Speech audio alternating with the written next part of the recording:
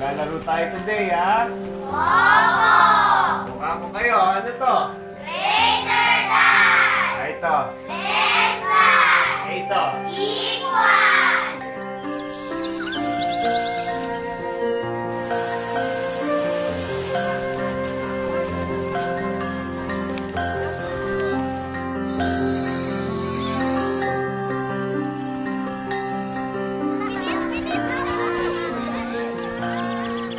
Anong gusto niyo paglaki niyo?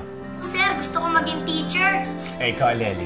Gusto ko po maging sekretarya ng munisipyo kasi po gusto ko pong laging nagsusulat. Dapat writer o kaya journalist. Sir, masyado pong mataas yun. Sa pangarap, walang mataas o mababa. Kapag gusto mo talaga, pipilitin mong abutin.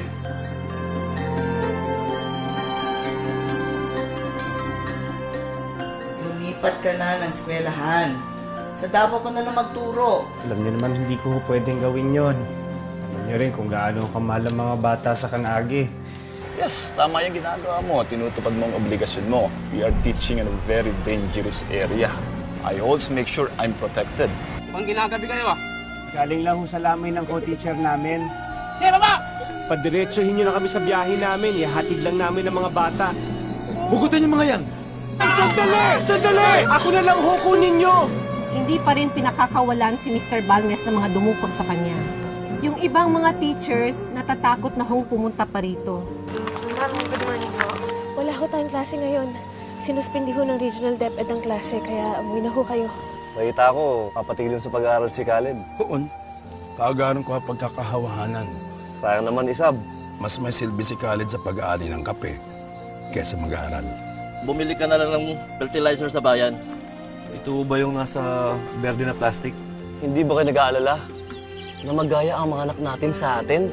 Mga mangmang, di maingat magbasa, iban magsulat. Sasama po ako sa inyo. Hindi ba mag-review kayo ni Aleli? Hindi na po. Di ba, wala na kaming eskwelahan.